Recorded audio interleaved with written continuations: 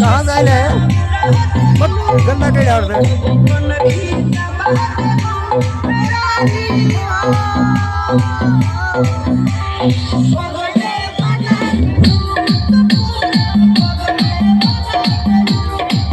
कौन मत आओ बीच में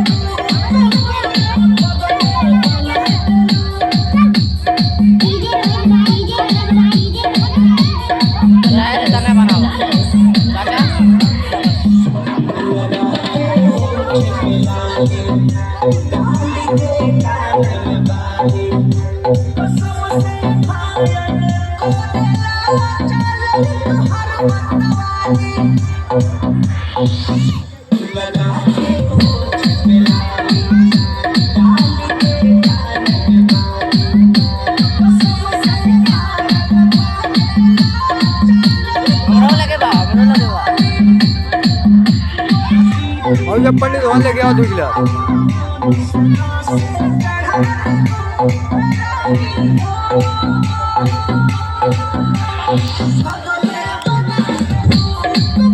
एक डांस अच्छा बा